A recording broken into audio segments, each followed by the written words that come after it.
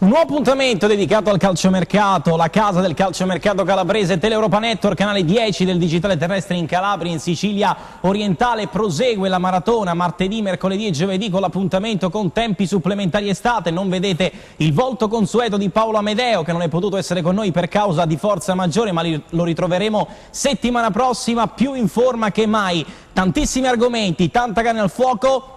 Il Cosenza più vicino ha trovato rispetto a ieri, il Crotone con i tentativi per rinforzare l'attacco di Giovanni Stroppa, il mercato della Regina, il mercato del Catanzaro, il Rende che si muove, la Vibonese che sta per scegliere il prossimo allenatore che sostituirà in panchina Nevi Orlandi, e poi il mercato di Serie A sempre più caldo. Di tutto questo e tanto altro ancora parleremo con l'ospite di quest'oggi. Ben trovato a Domenico Roma, direttore sportivo. Ciao Domenico. Buonasera a voi, grazie per l'invito.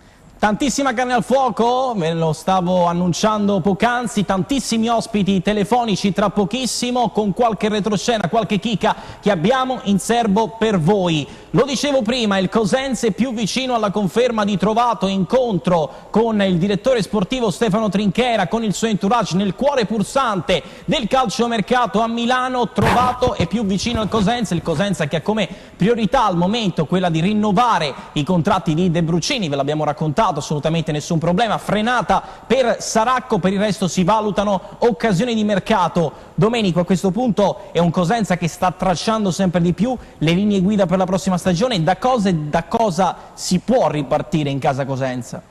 Da tutto quello che è stato fatto di buono la passata stagione, quindi dallo staff tecnico, da un'organizzazione che sta diventando sempre più capillare e dalla riconferma dei giocatori che fanno parte del progetto Cosenza. Quindi ora si attende il rinnovo di Ida e Bruccini. Saracco, come dicevi tu, magari ha voglia di andare a giocare un po' di più e quindi in questo momento è titubante per poi passare dai vari Trovato, che magari la passata stagione per colpa di un grave infortunio ha giocato meno. Sicuramente devono essere compensate le partenze pesanti di Tutino, di Palmiero e Dermaco, quindi sono una perdita importante in difesa, una a centrocampo in un attacco che bisogna sicuramente colmare. La prima grafica della puntata di oggi, preparata dalla nostra redazione, grazie all'ausilio sempre del nostro capitano Enzo Leonetti in regia. Il peso dei sogni per il Cosenza, nemmeno in questa sessione di mercato il Cosenza si snatunerà, e soprattutto i tifosi in questo momento spingono per i nuovi innesti, per i passaggi tecnici, per le formalità del caso. A tuo avviso, Domenico, quanto bisognerà aspettare per entrare realmente nel vivo per il calciomercato del Cosenza? È un periodo complicato, fatto di sondaggi, di primi approcci, ma i tifosi chiedono a gran voce quegli innesti che possano realmente permettere al Cosenza di fare il salto di qualità. Sì, partiamo dal presupposto che comunque dal 1° luglio può essere comunque efficace qualsiasi trasferimento, anche gli accordi magari ratificati, e quindi penso che dalla prossima settimana qualcosa possa cominciare a decollare. Credo che abbiano già tracciato la linea guida anche per questa stagione, abbiano le idee chiare su chi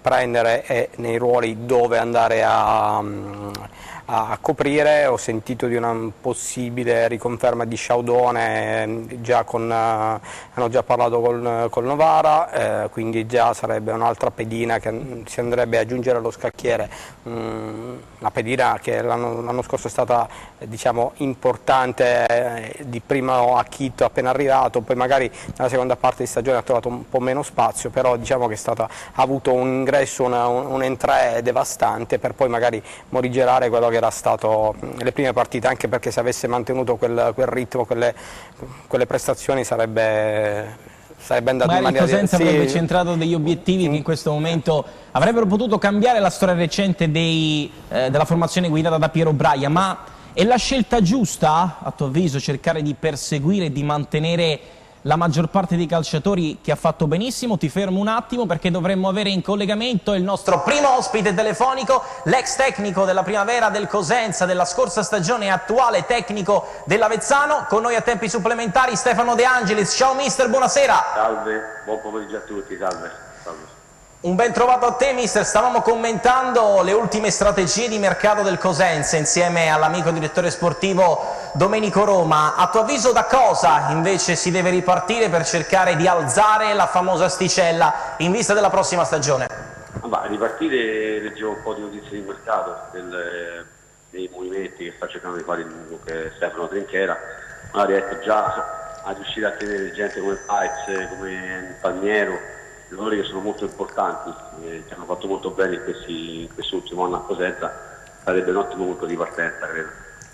Mister, tu conosci a memoria come le tue tasche la città di Cosenza e i tifosi del Cosenza con cui hai sempre avuto un rapporto viscerale, d'amore profondo. Come si può al momento tenere a bada i tifosi che legittimamente e giustamente si augurano il prossimo anno di vedere al San Vito Gigi Marulla calciatori sempre di maggiore qualità? Abbiamo visto la bravura di Trinchera sotto gli occhi di tutti, no? Perché comunque ha portato a Cosenza giocatori quasi sconosciuti, e questi giocatori poi sono rilevati giocatori importanti per l'economia del gioco del Cosenza, di Braia, giocatori ovviamente crescendo di partita a partita hanno avuto anche la fortuna di avere gli occhi sopra di squadre importanti, anche di club di Serie A, quindi penso che va data a Trinchera, che abbiamo visto che comunque il mercato è importante sì nelle prime fasi, ma soprattutto nelle ultime, quando ci sono i posti finali, diciamo, il Cosenza con Trinchera si è sempre saputo muovere nel migliore dei modi. Allargando un po' il cerchio, mister, anche alle strategie del Crotone in vista della prossima stagione, il Crotone sembra avere realmente le idee chiare rispetto magari ad una stagione che non è stata, non ha centrato l'obiettivo preventivato all'inizio della scorsa stagione. A tuo avviso il Crotone può proiettarsi nella prossima stagione cercando quantomeno, non dico di essere tra le favorite per la promozione, ma giù di lì? Ma assolutamente sì, anche perché è una società molto solida, una dirigenza molto esperta per la categoria, e abbiamo visto che con piccoli tocchi, anzi con piccole partenze nel mese di gennaio, nel mercato invernale, è riuscito un po' a tirare fuori meglio da questa squadra, quando magari inizialmente si era speso anche troppo per la Serie B, ottenendo poi i risultati. Quindi penso che il Crotone in questo momento sappia quali sono le mosse da fare, hanno le potenzialità per farlo, e probabilmente sarà una protagonista per il prossimo campionato di Serie B. Mister, Stefano De Angelis da qualche settimana è diventato il nuovo tecnico dell'Avezzano. Ieri ci riferiscono alcune indiscrezioni in nostro possesso di un confronto abbastanza acceso con una parte della tifoseria ad Avezzano, uno staff importante per obiettivi sempre più ambiziosi, ma che sta succedendo? No, niente di che, purtroppo piccole situazioni che si creano soprattutto in queste categorie di Serie B, dove purtroppo ci sono situazioni legate agli under, no? Visto che come obiettivo cercherò di giocare con l'under, e probabilmente qualche problema all'over report si è creato, però sono situazioni risolvibili,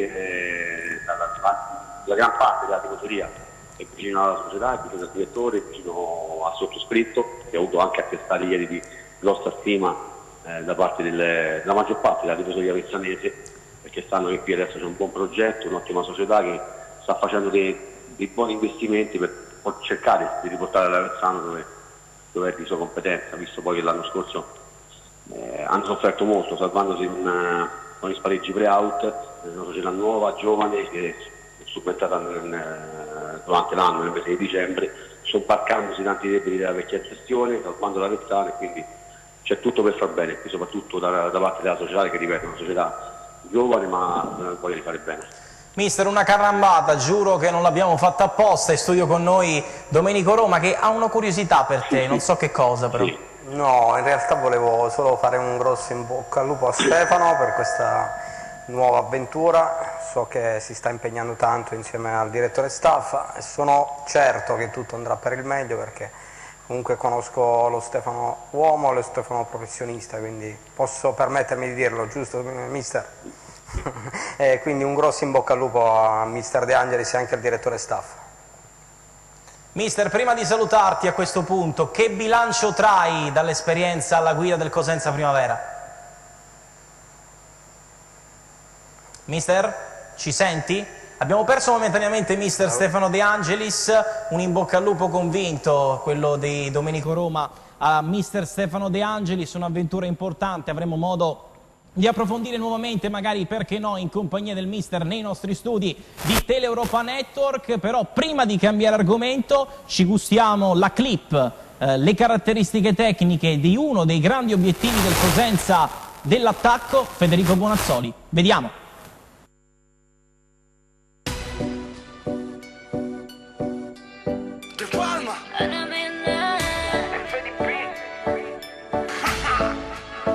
Balla sola con le amiche, ma quando passo sorride, le chiedo cosa vuoi da bere, mentre mi bevo ciò che dice, e bevo un altro Cuba Libre, perdo la connessione, sto come un meteorite verso la collisione, ripensa che di Barbie c'ho tutta la collezione, che voglio solamente scartare la confezione. Se mi vieni a cercare, solo d'estate non vale, se non mi riprendo non ti rispondo, non richiamare.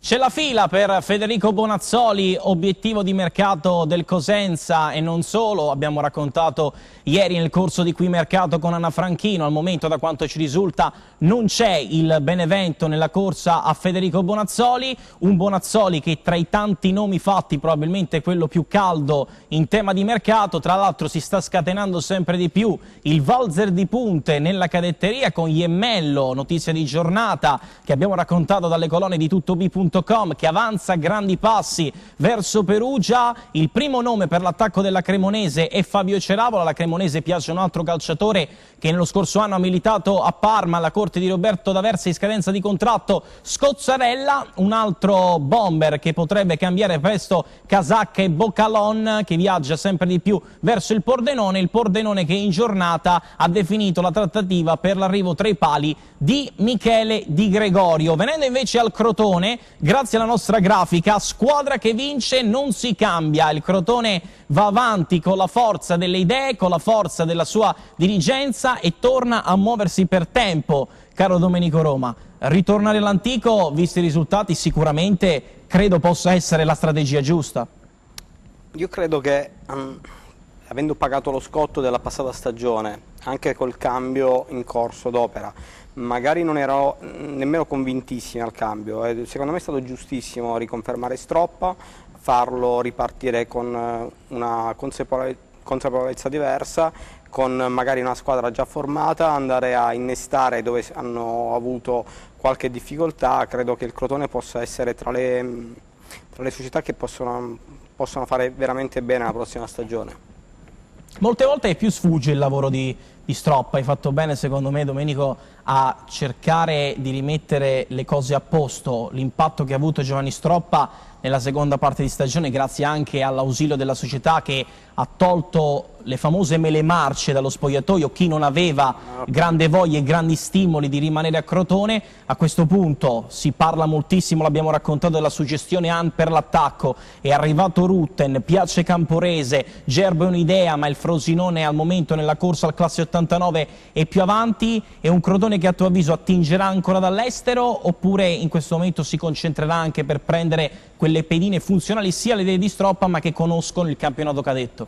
Io credo che il Crotone andrà a guardare molto in casa Foggia, perché Stroppa aveva lavorato là, c'è qualche calciatore che aveva fatto benissimo con lui, quindi penso che il mercato possa essere anche indirizzato su qualche svincolato di Foggia, anche perché ci sono nomi importanti che ancora sono sotto contratto in quel di Foggia, cioè che erano sotto contratto in quel di Foggia, quindi con lui ha fatto benissimo Kragel 2 anni fa, si è riconfermato quest'anno, quindi penso che non è uno dei giocatori in obiettivo in questo momento per il Crotone, però potrebbe essere uno di quegli innesti che potrebbe fare la differenza, come ha avuto anche lui lo Iacono, perché ho sentito così che magari il difensore centrale del Crotone vorrebbe provare l'esperienza in Serie A, quindi magari si andranno a concentrare sui ruoli che avranno più necessità in questo momento. No, anche in caso in tema di permanenza, Curado è molto vicino, si è raggiunto un'intesa di massimo con il Genoa,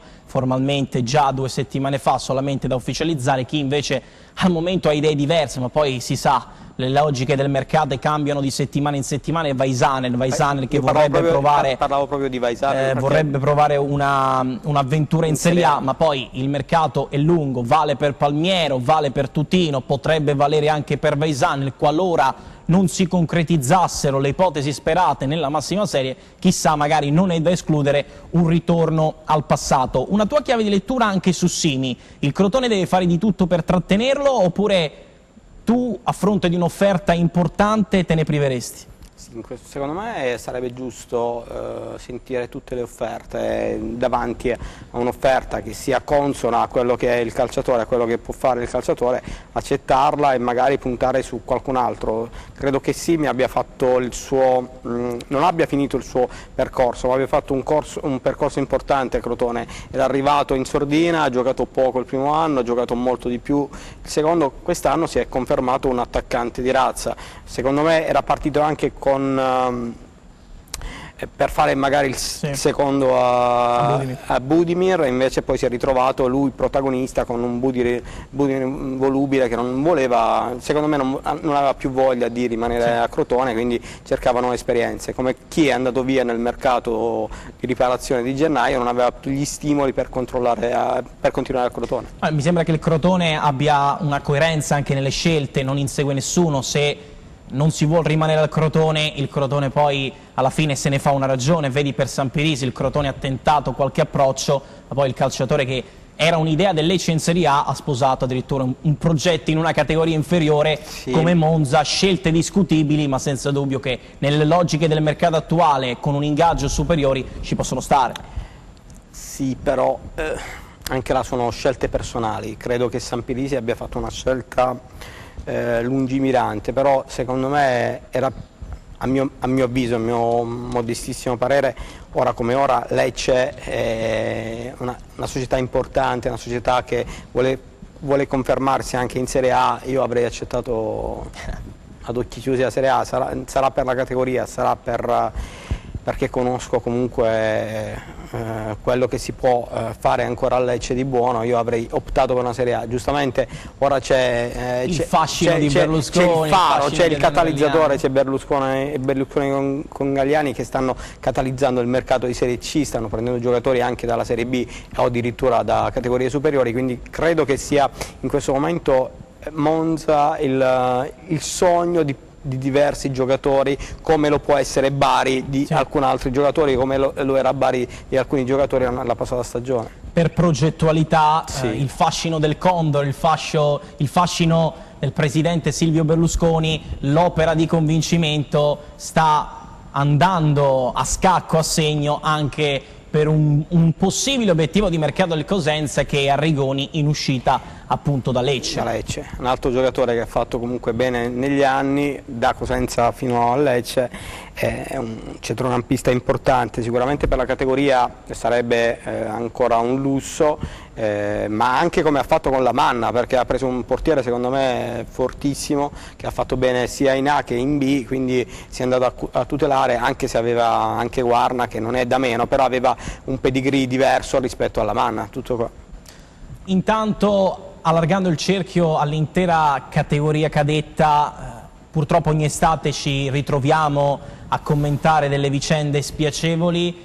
Chi ci va di mezzo sono sempre poi i tifosi, Palermo da una parte, Foggia dall'altra. Oggi in giornata, tra l'altro, la Guardia di Finanza ha attuato delle nuove perquisizioni in sede a Foggia, e dall'altra parte si attende ancora la famosa PEC del Palermo. Che idea ti sei fatto, Domenico, su queste due vicende diverse, ma su due piazze che sicuramente, qualora il Palermo dovesse fallire, il Foggia, ahimè, non si è iscritto, potrebbero lasciare realmente, usiamo il condizionale in questo caso, un vuoto realmente incolmabile in cadetteria, in termini di pubblico, in termini di apporto del 12° uomo in campo?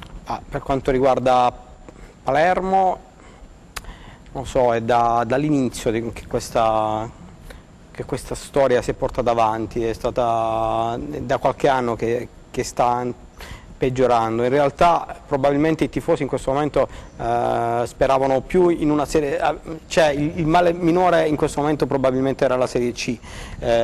Ora c'è una pantomima, cioè stipendi pagati, stipendi non pagati, poi oggi leggevo che in realtà è stato saldato solo il mese di maggio di Lucchesi, metà mese di maggio di Lucchesi, altri giocatori ancora aspettano il pagamento e dice che non è arrivato. E tra l'altro il garante di questa ipotetica fideiussione, i rumors indicano come fosse Mancini, presidente ex del Latina. Sicuramente il passato può tornare in termini negativi, i tifosi del Palermo ahimè non possono dormire sonni tranquilli ad oggi. In questo momento no, anche perché si parlava di una PEC per la fideiussione alle 21, un po' dopo le 21, poi si parlava di una PEC alle 23:59, non riesco a capire il perché abbiano dovuto trascinare un qualcosa di così importante a un'ora così tarda. No, ma effettivamente non c'è il senso, quando hai una documentazione pronta e hai le potenzialità.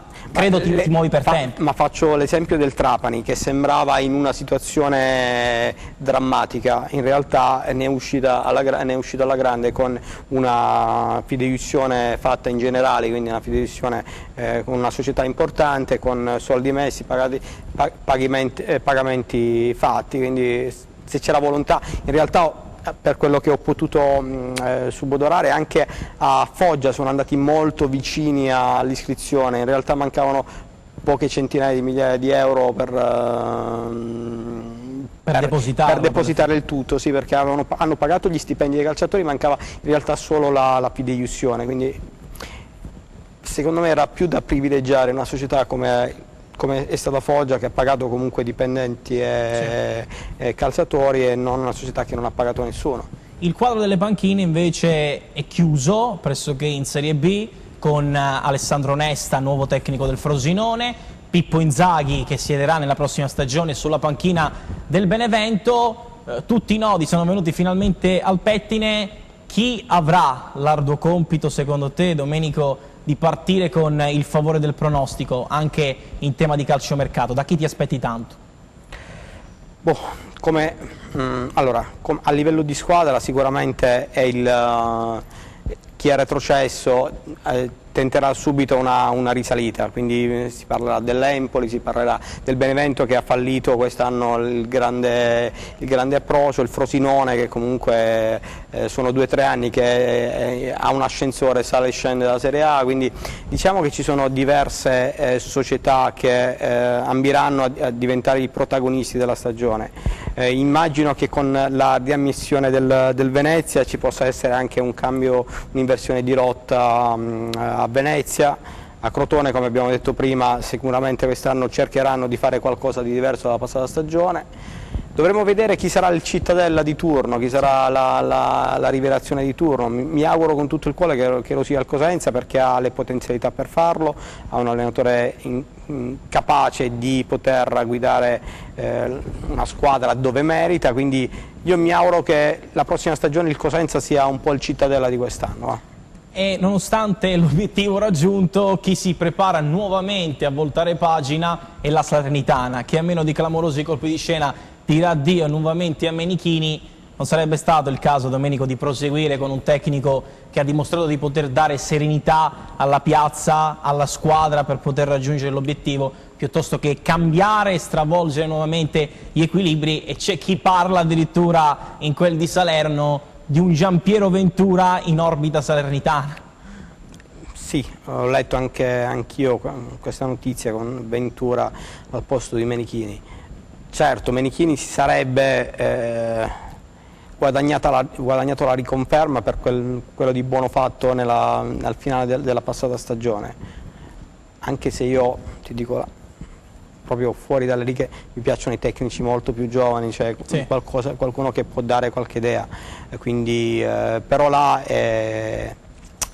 giovani anche come categoria, perché Braglia non è giovane, però è giovane, cioè ha lo spirito giovane. Sì, no, è un tecnico che comunque in categoria c'è stato poco, ha fatto tanta Serie C, quindi per la Serie B è giovane anche lui, quello intendevo. Per quanto riguarda Menichini non mi ha mai impressionato, però giustamente meriterebbe la riconferma.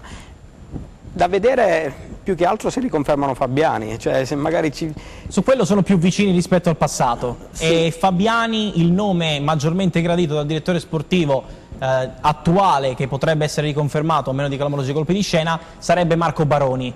Fabiani, ricordiamolo, che ha avuto anche dei contatti con la regina, ma ci arriveremo tra pochissimo. Prima di fermarci, adesso è arrivato il momento della pubblicità e poi ancora tempi supplementari e tanto altro. Calciomercato.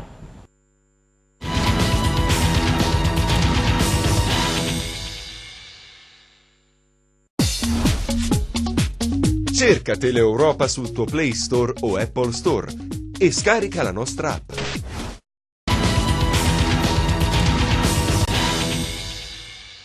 Ancora negli studi di Teleeuropa Network con l'appuntamento, il secondo appuntamento di tempi supplementari estate. Prima di metterci in collegamento con il nostro secondo ospite telefonico di quest'oggi, chiudiamo il cerchio sulla Salernitana. La strada sembra tracciata, ma sono tanti i tecnici che devono dimostrare tanto. Inzaghi e Nesta da una parte hanno fallito Bucchi in categorie diverse, anche lo stesso Bucchi a Empoli.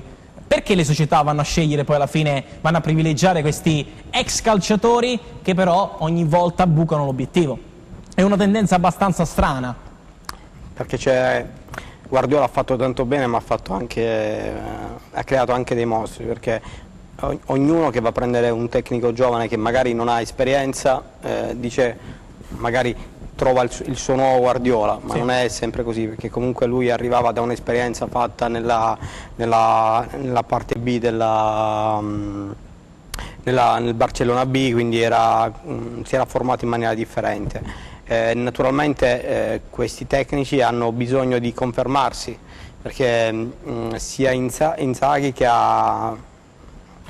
la passata stagione non è stata una stagione brillante per lui, come lo stesso Bucchi, come lo stesso Nesta. In realtà ha avuto una stagione diversa, differente rispetto ai due, non era partito magari con i... Sì, ma senza probabilmente la fiducia incondizionata da parte della società del presidente Santo Padre, il sogno si sarebbe potuto interrompere prima, anche perché ha dilapidato tutto il grande materiale che da una parte prima gli aveva lasciato Roberto Breda, presa una squadra in zona salvezza portata al limite dei playoff, e successivamente una stagione a corrente alternata per una grande piazza con tanti ottimi calciatori, non valorizzati probabilmente come ci si aspettava all'inizio stagione. Sì, probabilmente sì. Ora io sono curioso di vedere Italiano se si riconferma allo Spezia, perché comunque dopo la stagione straordinaria che ha fatto a Trapani è giusto che lui andasse a cercare qualcosa di in questo momento progettualmente più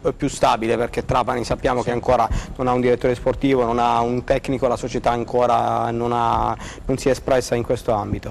Per quanto riguarda invece altri tecnici che ci sono in Serie B, secondo me Stroppa, come ti dicevo, è uno che mi piace molto, ma ce ne sono anche di altri che secondo me potrebbero fare bene, quindi... Uno potrebbe essere Dionisi, che si è liberato dall'Imolese e nel caso in cui il Palermo non si iscrivesse potrebbe avere l'opportunità? Anche in quel caso bisogna vedere le idee che porterà Dionisi, perché la passata stagione è stato bravissimo con una società partita in sordina per salvarsi, è riuscita a centrare obiettivi importanti. Naturalmente Dionisi lo dovremo vedere in un contesto diverso, in un contesto con una società diversa come può essere il Venezia, con obiettivi diversi e con ambizioni diverse, quindi anche in questo caso sì, sarebbe bello vederlo in Serie B per vedere cosa può dare anche lui, un tecnico giovane come Marcolini al Chievo, come lo stesso Zanetti che ha fatto bene negli anni al Sud Tirolo, ora ad Ascoli, quindi sì, ci sono tanti giovani tecnici quest'anno, c'è qualche giovane dentro come può essere Piero Braglia e qualcuno che magari poteva anche non essere... Diciamo una Serie B che torna ad essere fucina di talenti, non solo in campo ma anche in panchina. Chiudiamo il capitolo dedicato alla cadetteria e apriamo la grande pagina che riserviamo ogni settimana alla Serie C, perché le squadre calabresi si stanno muovendo. C'è una società che si è letteralmente scatenata in questa settimana di calciomercato, il Catanzaro, che ha ufficializzato Urso per il centrocampo, è molto vicina a Eusepi, piace molto Zaccagno per la porta, duello con il Cesena per Gatti di proprietà dell'Atalanta, anticipare la concorrenza sui grandi obiettivi, la strada è tracciata, l'ora delle scelte, il Catanzaro, come dicevamo qualche secondo fa, Domenico, ha finalmente accelerato sul fronte calciomercato. Sì, un Catanzaro che ha confermato direttore sportivo e allenatore, quindi già parte con un punto di partenza. Riconfermato buona parte della rosa, ha ceduto Giuliano, però l'ha già sostituito con Urso, quindi ha degli obiettivi mirati, ha delle scelte mirate. So che uno tra Panbianchi e Signorini dovrebbe andare via, quindi in quel caso secondo me sostituiranno con un altro difensore di piede mancino in difesa centrale, quindi penso che la strada è tracciata, assolutamente sì. Sicuramente il grande obiettivo per l'attacco è Eusepi, che ha detto no a diverse proposte, e l'attaccante in grado di far fare il salto di qualità, che poi è quella la grande curiosità dei tifosi che finalmente dopo tanti anni attendono una punta, un vero numero 9 a disposizione di Auteri. Eh sì, perché gli ultimi anni hanno avuto attaccanti di nome ma che magari hanno reso meno delle aspettative, quindi non so, ti faccio l'esempio di Infantino 2 anni fa, l'anno scorso avevano fatto l'all-in per l'attaccante del Perugia, come si chiama? Sì, Bianchimano, quindi, però alla fine nessuno ha reso come ci si immaginava, quindi probabilmente quest'anno il grande investimento lo faranno in attacco. Auteri in scadenza di contratto può essere un'arma a doppio taglio? Potrebbe, ma non è detto, perché comunque è un tecnico che nella sua carriera ha sempre cercato di vincere, ha sempre cercato di ottenere l'obiettivo prefissato. Naturalmente il prossimo anno la Serie C paradossalmente sarà ancora più difficile di quest'anno, perché l'anno scorso sì, c'erano società importanti, ma quest'anno ce ne saranno ancora di più, perché in Serie C sarà il Bari, in Serie C ci sarà l'Avellino, ci sarà il Potenza con un anno in più di esperienza, ci sarà comunque la Regina, che anch'essa punterà a un campionato di vertice. I nomi che girano sul mercato sono nomi importanti anche per la categoria. Assolutamente. Chi invece si muove a piccoli passi è il Rende, che la scorsa settimana ha presentato il nuovo tecnico, un'altra scommessa, il grido di battaglia, il Rende e la missione salvezza già partita, missione chiara, smentire gli scettici. Gli scetticismi sono tanti intorno al nuovo Rende che sta nascendo, asse aperto con il Pescara, l'abbiamo raccontato, piace molto Borrelli, si attingerà molto anche ai rapporti che il presidente Coscarella ha saputo intrattenere negli ultimi anni con le grandi squadre, con l'Inter, con la Juventus. Anche in questo caso, Domenico, la salvezza in un girone così difficile è possibile?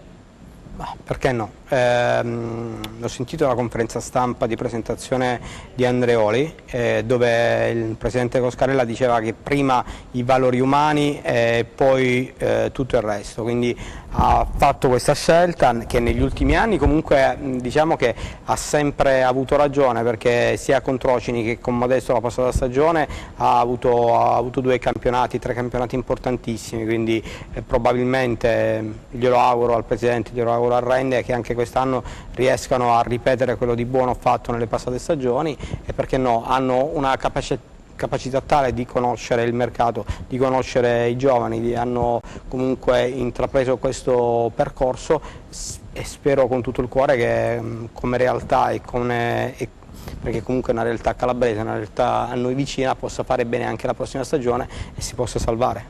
Assolutamente, così come in questo senso il Rende ha salutato gran parte della rosa che tanto bene ha fatto lo scorso anno, con mister Modesto in panchina, Franco addirittura d'arrivo al Cesena, lo stesso discorso per sabato, Viteritti al Potenza, la Ribbi alla Casertana, potrebbe rimanere Giannotti della tornata di giovani dell'Infarinata, che lo scorso anno ha mostrato il suo valore in Calabria. però è una missione realmente complicata oggi allestire una formazione competitiva con le difficoltà del Bari, anche se poi tutto può essere rimescolato con la possibilità dei gironi misti. Sì, si parlava dei gironi misti, però ho sentito anche di altri calciatori in realtà che ci sono da un po' di tempo a Rende che vorrebbero provare altre esperienze. Ho sentito di Rossini che vorrebbe andare via, di Vivacqua stesso che ha un altro anno di contratto, quindi penso che ci sia ancora qualcuno che andrà via, lo stesso Actis Goretta che è andato via in scadenza, non ha rinnovato, quindi sì, c'è una rivoluzione totale della rosa. Credo che da un lato sia un ripartire da zero, ma dall'altro lato è una tela bianca su cui poter fare un altro capolavoro e magari riescono a centrare un altro obiettivo come gli auguro, come gli auspico. Mentre chi si appresta a scegliere nuovamente il proprio tecnico, il dopo Nevi Orlandi, ne parlavamo nell'incipit iniziale della trasmissione, la Vibonese che sta riscontrando qualche difficoltà, in realtà non si capisce nemmeno poi tanto il perché. La Vibonese è una società che ha dimostrato nel corso degli ultimi anni di essere una società solida. Il nostro titolo è una speranza piuttosto che attualmente fotografare perfettamente la realtà. Diesel Vibonese, Caffo i suoi in riunione, il futuro però è adesso. Mancano ancora diversi allenatori, il quadro dei ripescaggi non è perfettamente chiaro. Tu Domenico, che idea ti sei fatto sulla situazione della Vibonese, anche perché il materiale umano da cui ripartire, a differenza di molte altre compagini, c'è ed è lampante? Sì, ha ancora, per quel che mi risulta, 12 calciatori già sotto contratto della passata stagione, quindi ha già un blocco importante da cui ripartire. Probabilmente nella scelta del tecnico stanno prendendo un po' di tempo, perché prima sentivo che dovevano risolvere dei problemi a livello societario per iscrizione, per lo stadio, adempimenti vari ed eventuali. Ora in questo momento credo che a brevissimo dovranno ufficializzare il nuovo tecnico. Si sentono diversi nomi, si sentono alcuni con più forza, alcuni meno, quindi poi alla fine chissà se sarà chi dicono oppure ci sarà qualcuno estratto dal cilindro. Così.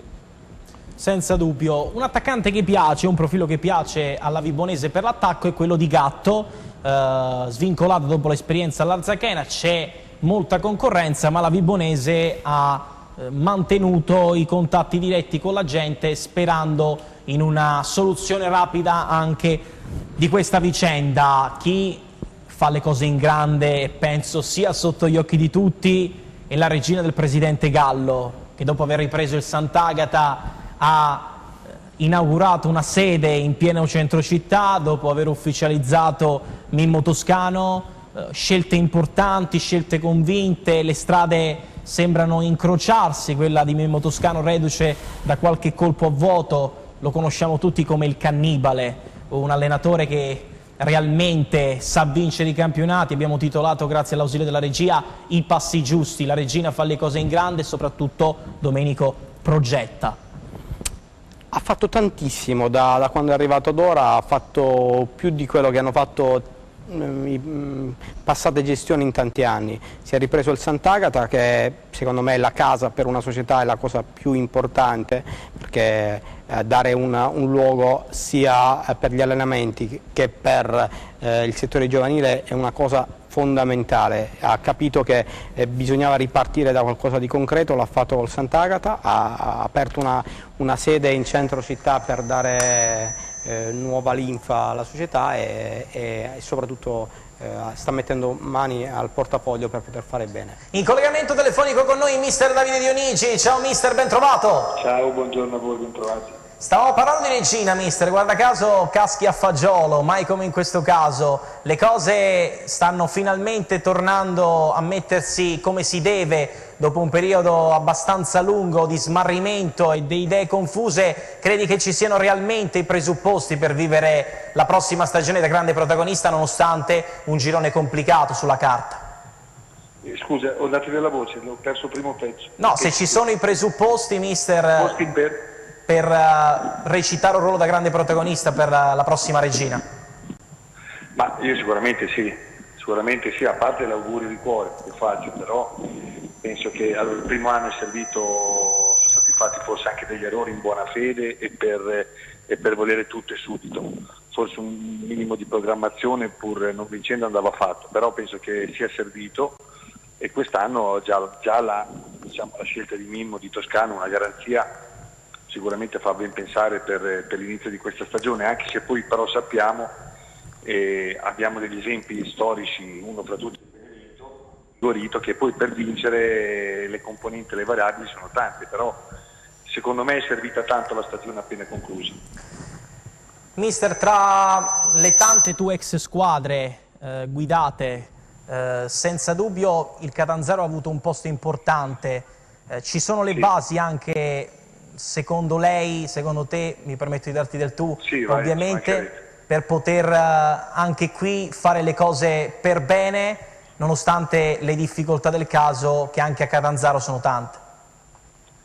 Ma sicuramente Noto è una proprietà forte e importante. Si era iniziato un percorso come il primo anno, dove ancora onestamente sono rimasto un po' con l'amaro in bocca, perché ero pienamente in linea con gli obiettivi, e poi si è visto come si è concluso il campionato la prima stagione.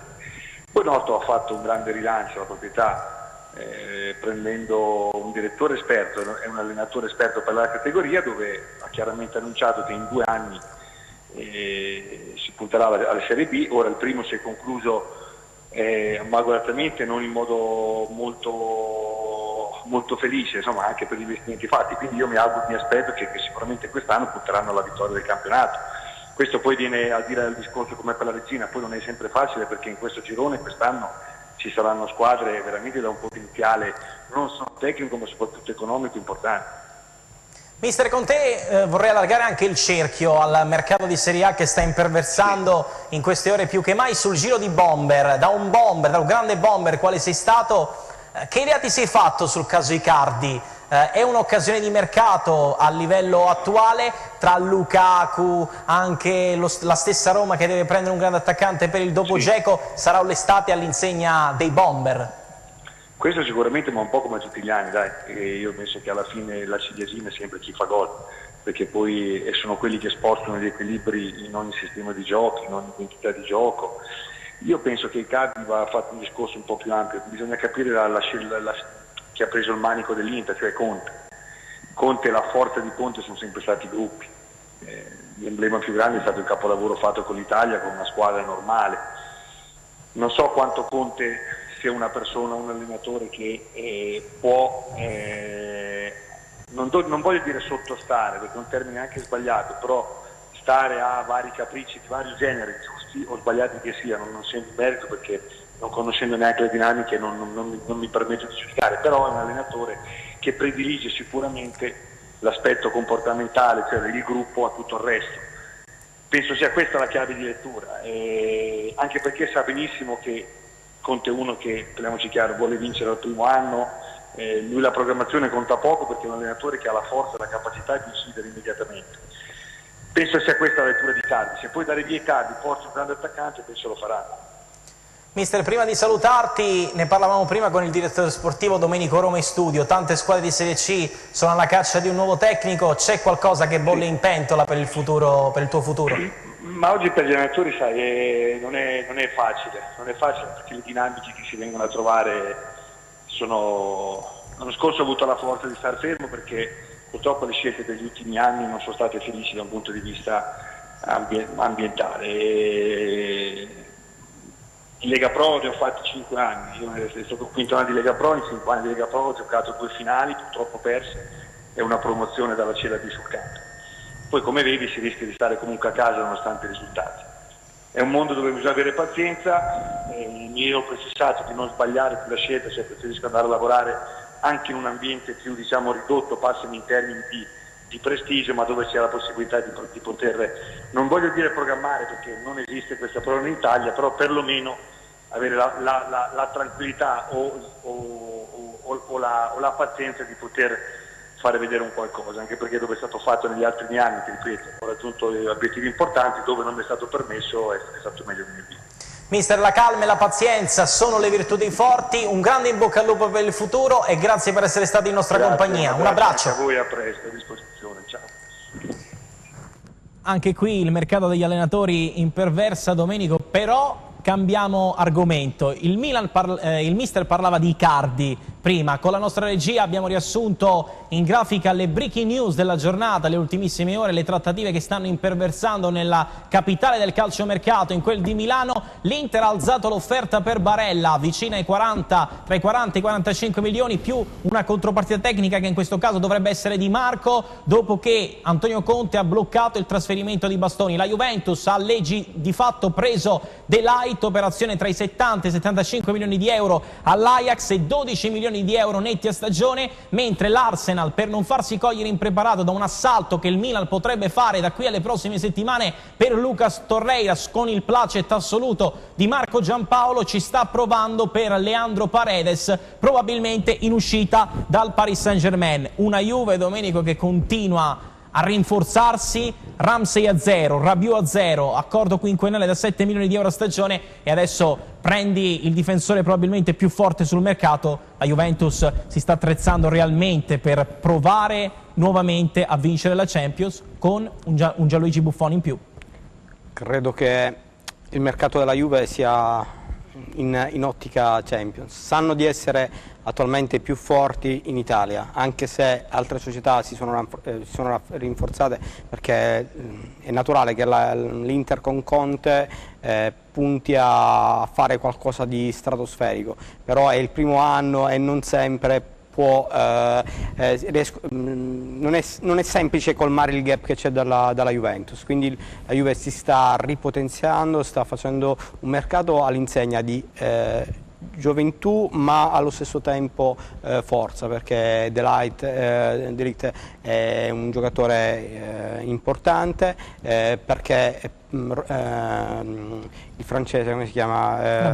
Rabiot è un giocatore importante. Si parla del ritorno di Pogba, là si parla di fantamercato, perché a fare un centrocampo con Rabiot, Pjanic, Pogba, Ramsey, Emre Can sarebbe un po' pescare là, ti giri nella panchina, dici vabbè entra tu, tanto è troppo forte. Però allo stesso tempo sta andando su obiettivi concreti, perché se è vero come è vero che ha preso De Ligt, c'ha comunque un Rugani che è un eterno giovane, nel senso che non si è mai espresso, però il suo lo fa quando chiamato in causa. C'ha ancora Bonucci e Chiellini, che sono due difensori di tutto rispetto. Il ritorno di Buffon, che se a livello prettamente tattico magari non cambia tantissimo, però a livello di ambiente, di motivazione, di carisma all'interno dello sfogliatoio può dare un'altra sferzata. Penso che la Juventus in questo momento sia assolutamente proiettata a un mercato per provare a fare questo sogno che ormai da tanti anni che si porta dietro. Sai che facciamo, Domenico? Prima di chiudere, rispolveriamo le caratteristiche tecniche di Rabiot, così, vediamo.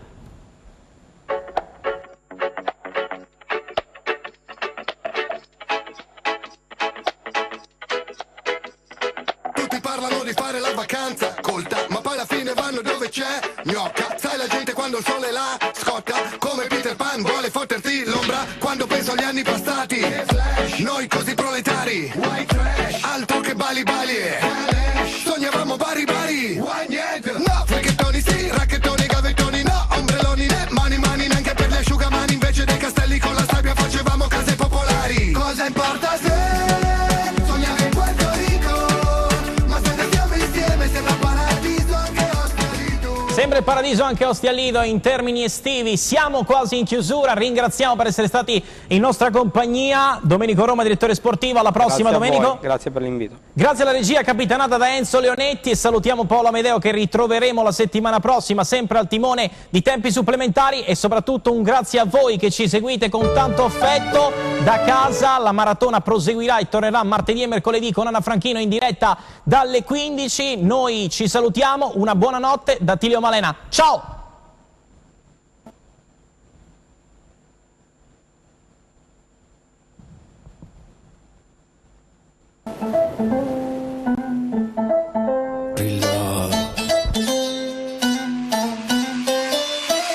Volevo credere a qualcosa forse un po' di più.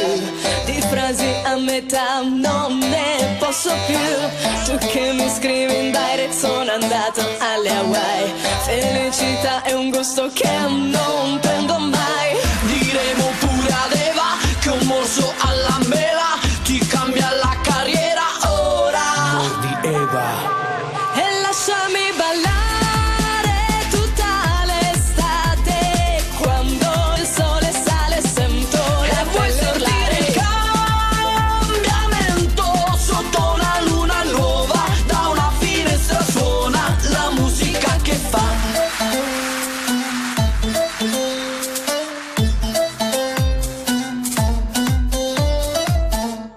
Sento che dentro di me c'è un vento che porterà via. Dite ad Adamo che senza peccato chiudi la busta Maria. Scappo da questo motel, questa casa non è più la mia. Ho imparato con occhi diversi che sotto la pelle restiamo noi stessi. Che l'estate ad un passo da me, che l'estate non fa per te. Che l'estate ad un passo da chi sa sognare come me. E lasciami ballare tutta l'estate, quando il sole sale sento la voce urlare. Il cambiamento sotto una luna nuova, da una finestra suona la musica che fa.